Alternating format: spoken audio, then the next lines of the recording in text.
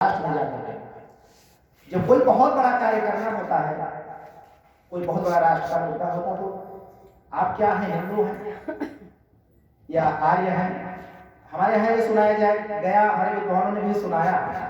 मैंने विभिन्न विद्वानों से इस पर विचार किया, पूछा गया कि आप हिंदू हैं? कहने लगे हम हिंदू नहीं ना, आप जो कुछ भी मानते हैं अपने आप को हिंदू कहते कहिए, मानिए आर्य। आज आप हिंदू बनेंगे तो आर्य भी हो।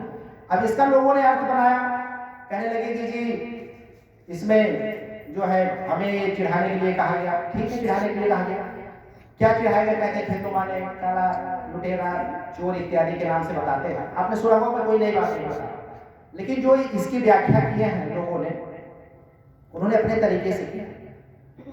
लेकिन हमें थोड़ा सा चिंतन करना पड़ेगा, विचार करना पड़ेगा। आज के समय में इन सब बिंदुओं पर क्या कैसे लोगों ने व्याख्यायित किया है, किस तरीके से कहा है, उस मुद्दे पर बहुत ज्यादा ध्यान देने की जरूरत नहीं। अगर आप आज हिंदू भी बनेंगे और हिंदू राष्ट्र होगा तो आर्य भी हो सकते हैं। हमारे मंदिर रहेंगे, हमें मंदिर सुनना, मंदिर रहेंगे तो उसमें अभी मैं चंडीगढ़ में जा रहा हूँ 23 से लेकर के 30 तक, ये आपका अप्रैल में वैदिक श्री राम कथा का आयोजन। हमारे विद्वानों ने भी थोड़ा सा परिवर्तन किया, अंजलि आर्य की पढ़ाई करके भी वैदिक श्री राम कथा का आयोजन करें।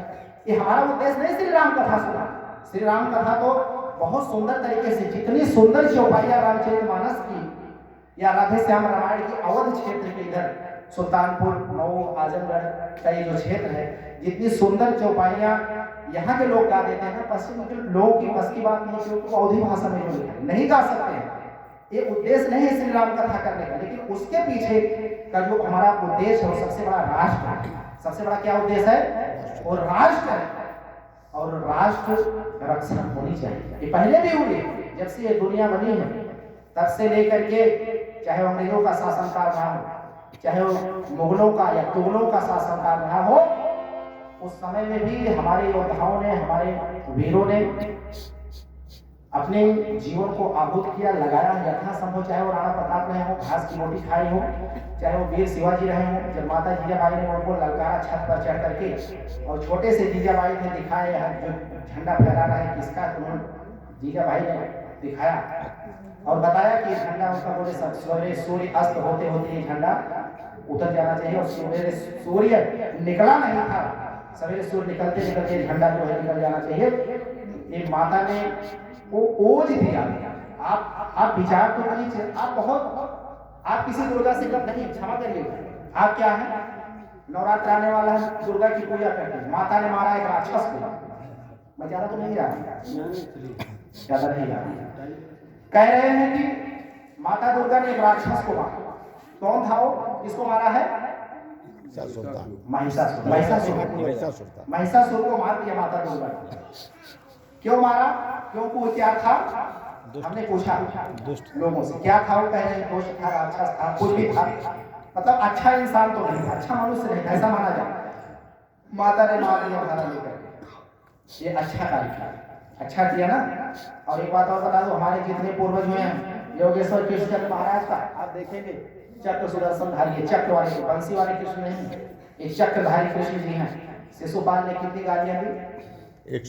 100 गालियां। और कृष्ण ने कहा कि मैं 100 तक कुछ नहीं बोलूंगा, 100 गाली देने के लिए क्षमादान दे दिया। कृष्ण जी कहते हैं, आप देखिएगा कृष्ण की वीरता को और उनकी नीति को। कहते हैं कि 100 गालियां क्षमा कर दी कृष्ण ने, और कहा कि 100 से आगे जैसे ही बढ़ोगे मैं एक भी गाली को बर्दाश्त नहीं करूंगा, इसलिए सुधर जाओ। शिशुपाल सुधरा नहीं, सुधरा, गालियां देता गया।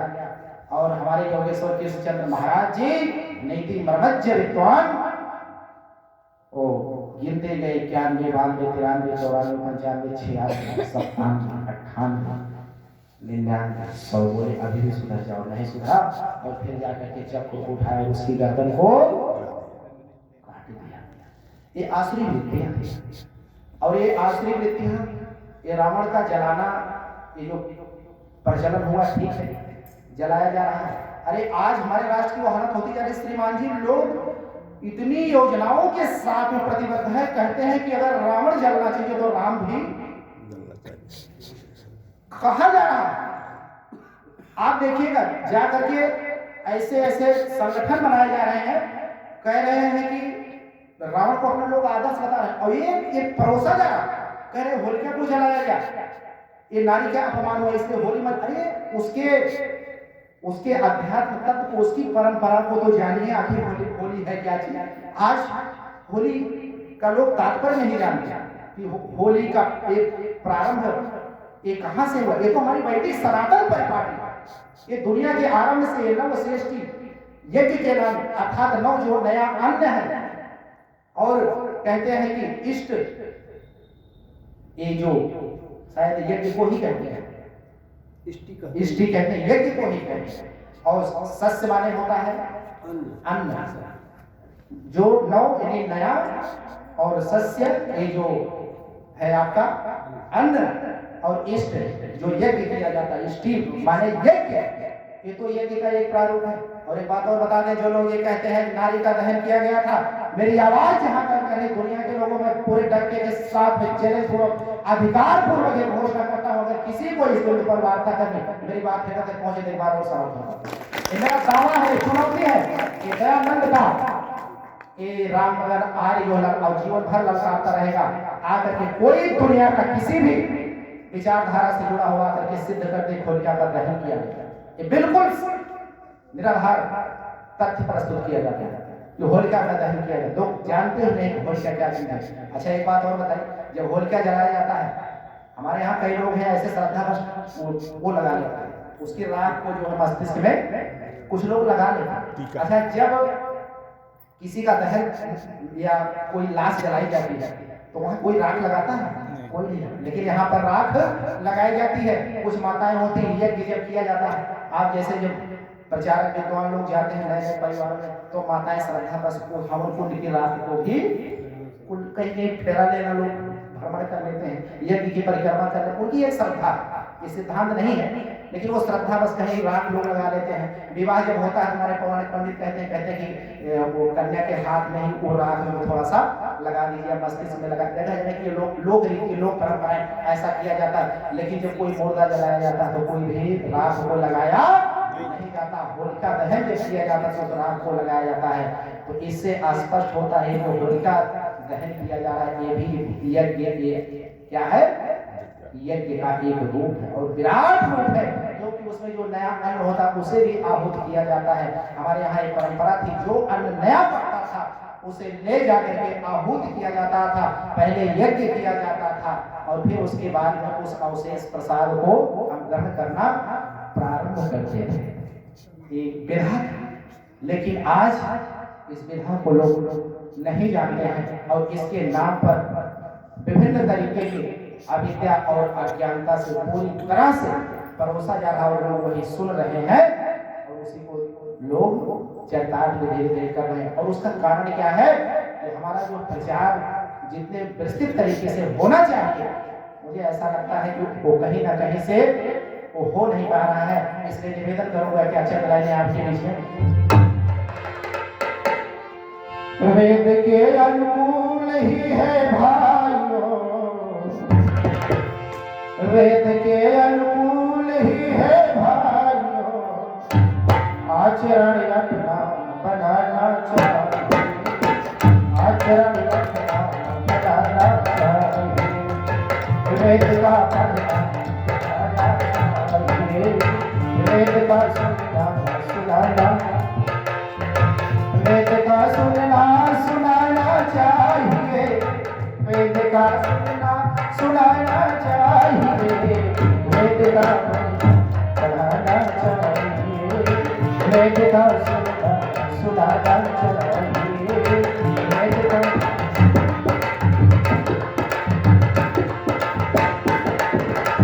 यज्ञ उत्सव धार्मिक सत्संग में, यज्ञ उत्सव धार्मिक सत्संग में सहित परिवार जाना चाहिए, ये सहित परिवार जाना चाहिए, वेद का सुनाना चाहिए, वेद का सुनाना चाहिए, वेद का पढ़ना चाहिए, वेद का सुनाना चाहिए,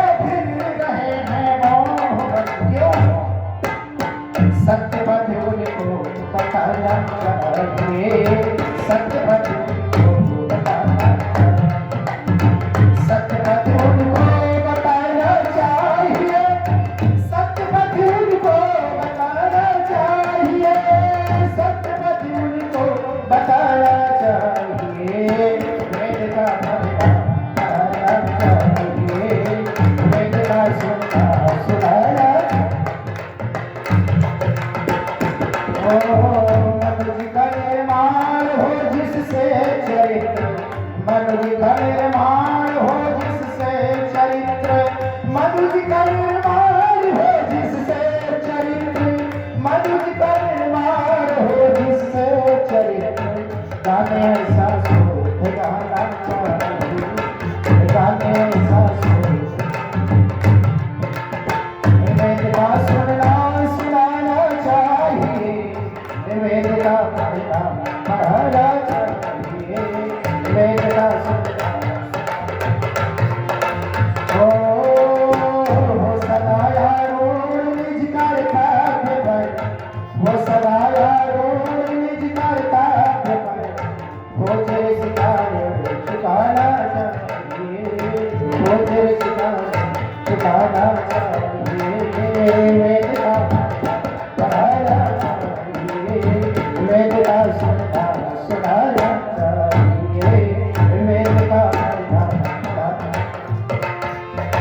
मत भलाई तुम किसी की भूलना, मत भलाई तुम किसी की भूलना,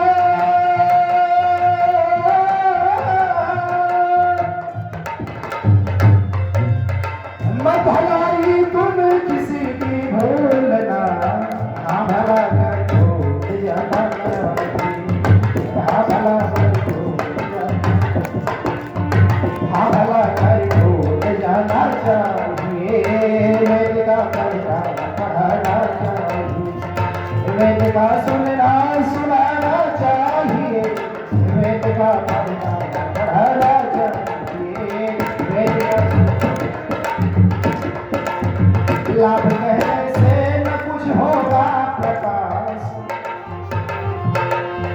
लाभ कहने से न कुछ होगा प्रकाश, लाभ कहने से न कुछ होगा प्रकाश, लाभ कहने से न कुछ होगा प्रकाश, कार्य कुछ करके दिखाना, कार्य कुछ करके दिखाना चाहिए, कार्य कुछ करके वेद का सुनना सुनाना चाहिए, वेद का सुनना सुनाना चाहिए, वेद का पढ़ना पढ़ाना चाहिए, वेद का पढ़ना पढ़ाना चाहिए, वेद का सुनना सुनाना चाहिए, वेद का पढ़ना पढ़ाना चाहिए। बोले सत्य सनातन वैदिक धर्म की 8 बजे जाने तो एक आपके मत में एक गीत मैं उपस्थित करने का प्रयत्न कहते हैं कि एक बार की बात है, हाँ सुना एक पे सुनाएंगे, जब तक सुनना चाहें तब तक सुना करेगा, लेकिन विचार करें चिंतन करें, आप सभी लोग ध्यान दें। मैं आपके बीच में निवेदन कर रहा था, कहते हैं कि हम अपनी परंपराओं को समझें, और एक बात और आपको निवेदन करें, जो कहते हैं कि समझदार को इशारा बहुत होता है, ध्यान देंगे, समझदार को इशारा बहुत होता है, अंधेरी रात में सितारा बहुत होता है, समझदार को इशारा बहुत होता है, अंधेरी रात में सितारा बहुत होता है, और बीच मझधार में जाने की जरूरत ही नहीं, डूबना हो तो किनारा ही क्यों साहब। अच्छा एक बात बताइए, आप लोग यहाँ थोड़ा ध्यान दीजिए, आपकी आपका नाम सुनाएंगे, लेकिन काफी कह रहे हैं कि आप थोड़ी सी फिटकरी रख लीजिए पीस करके, और थोड़ा नमक रख लीजिए, थोड़ा चीनी रख लीजिए। अच्छा एक बात बताइए, चीनी कहाँ ले? एक कटोरी चीनी रखी है, दूसरे में फिटकरी है, तीसरे में नमक है, चीनी कहाँ जाएगी? चीनी की तरफ जाएगी ना, दूसरी तरफ नहीं गिरेगी, क्योंकि वे जानते हैं हमारे खुराक कहाँ है, कहाँ है? चीनी है, असली माल है, नकली माल है, हमारे काम का नहीं है, एक चींटी जानती है। अच्छा एक बात बताओ, एक प्लास्टिक की चूड़ियाँ आती है, और अब तो ऐसा जमाना आ गया है, कुछ चलती भी होती है। अच्छा बिल्ली के सामने आप छोड़ो, बिल्ली पकड़े? नहीं पकड़ेगी। बिल्ली पकड़ेगी? नहीं पकड़ेगी। क्यों नहीं पकड़ेगी? नकली है, क्योंकि वो जान रही है माल जो है जो ओरिजिनल नहीं है, माल डुप्लीकेट, यहाँ कुछ मिलने वाला नहीं है। अच्छा सबसे बुद्धिमान मनुष्य कौन है?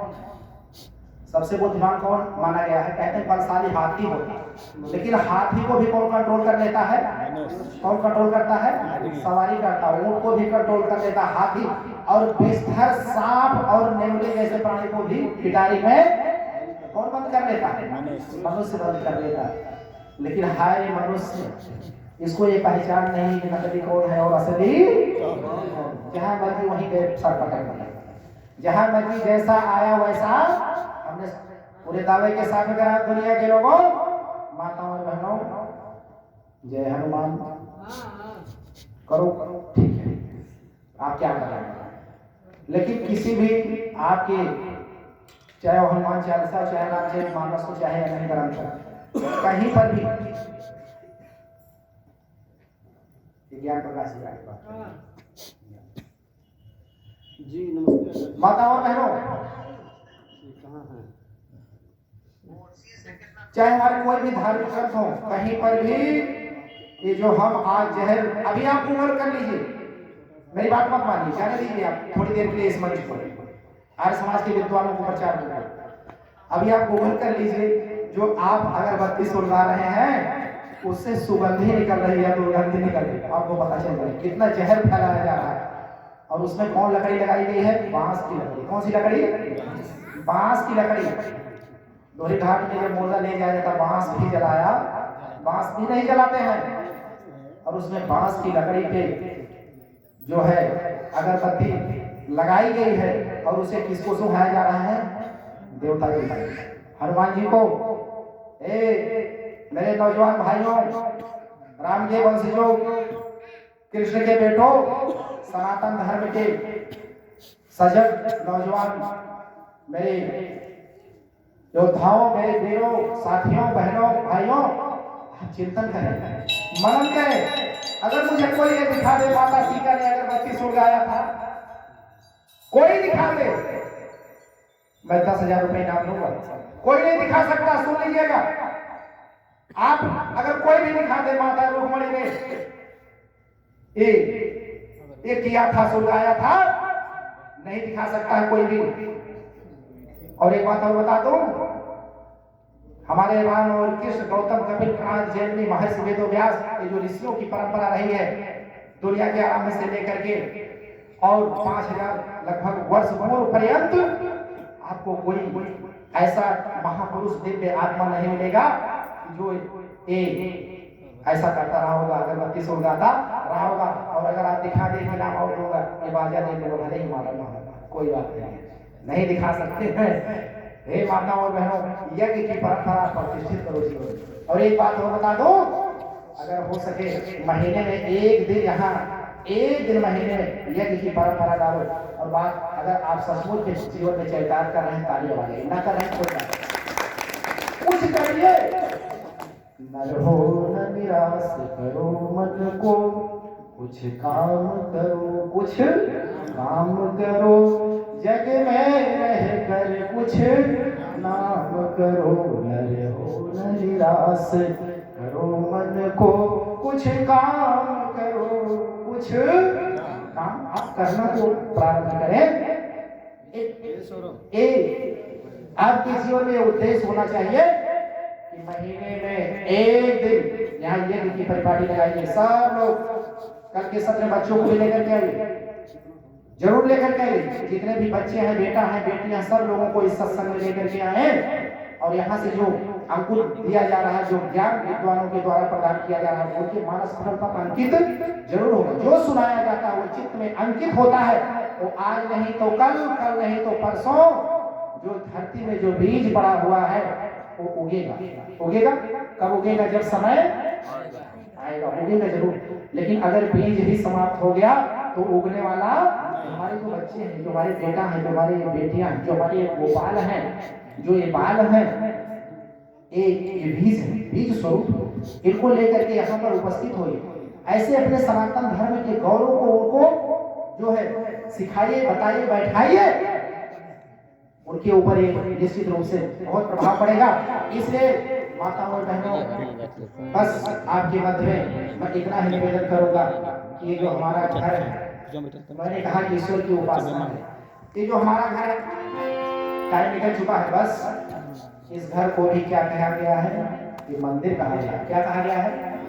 मंदिर। मंदिर में भगवान रहते हैं, और घर में कौन रहता है? डाकू थोड़े रहते हैं, यहाँ भगवान रहते हैं। कौन कौन भगवान रहते हैं? आप देखिएगा कि सुनिएगा।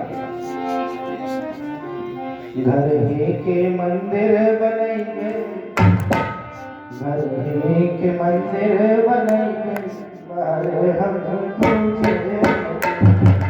घर ही के मंदिर बनैबे, बाहर हम पूजे। घर ही के मंदिर बनैबे, बाहर हम पूजे। बाहर हम पूजे न जइबे, बाहर हम पूजे न जइबे। घर के मंदिर बनैबे, बाहर हम पूजे। घर के मंदिर बनैबे, बाहर हम पूजे। और कैसे कैसे भगवान हमारे घर में अपने ससुर जी के विष्णु बनैबे, ससुर जी विष्णु बनैबे, अपने ससुर जी के विष्णु बनैबे, विष्णु बनैबे, विष्णु बनैबे, अपने ससुर जी विष्णु बनैबे। सासु माँ के लक्ष्मी बनैबे, सासु माँ के लक्ष्मी बनैबे, हम पूजे। घर ही के मंदिर बनैबे, पूजे। बाहर हम पूजे न जइबे, बाहर हम पूजे न जइबे, बाहर हम पूजे न जइबे, बाहर हम पूजे न जइबे। घर के मंदिर बनैबे, हम पूजे। घर के मंदिर बनैबे, अपने जेठ राम बनैबे, जेठ राम बनैबे, बनैबे राम बनैबे, जेठ राम बनैबे, सीता बनैबे, बाहर हम पूजे। घर के मंदिर बनैबे, बाहर पूजे। बाहर हम पूजे न जइबे, बाहर हम पूजे न जइबे, बाहर हम पूजे न जइबे। घर के मंदिर बनैबे, बाहर हम पूजे। घर के मंदिर बनैबे, अपने देवर जी के लक्ष्मण बनैबे, अपने देवर लक्ष्मण बनैबे, लक्ष्मण बनैबे, लक्ष्मण बनैबे, देवर जी लक्ष्मण बनैबे, उर्मिला बनैबे, बाहर हम पूजे। घर के मंदिर बनैबे, बाहर हम पूजे। बाहर हम पूजे न जइबे, बाहर हम पूजे न जइबे, बाहर हम पूजे न जइबे। घर के मंदिर बनैबे, अपने स्वामी के गुरु बनैबे, अपने स्वामी के गुरु बनैबे, गुरु बनैबे, गुरु बनैबे, अपने स्वामी गुरु बनैबे। तेरा शीश झुकैबे, बाहर हम पूजे। शीश झुकैबे, बाहर हम पूजे। के मंदिर बनैबे, बाहर हम पूजे। बाहर हम पूजे न जइबे, बाहर हम पूजे न जइबे, बाहर हम पूजे न जइबे। घर के मंदिर बनैबे, बाहर हम पूजे। घर के मंदिर बनैबे, बाहर हम पूजे।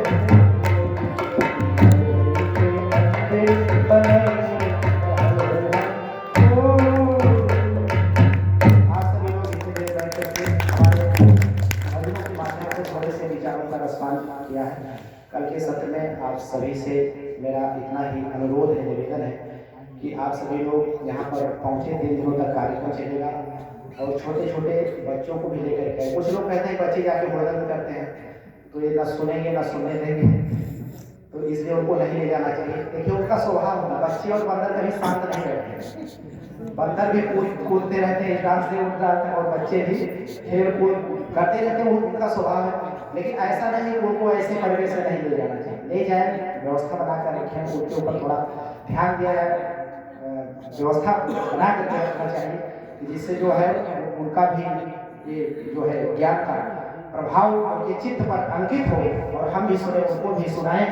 तो निश्चित रूप से आने वाले समय में हम लोग अपने समाज और राष्ट्र को एक विजन दे सकते हैं, एक सूत्र में बांध सकते हैं।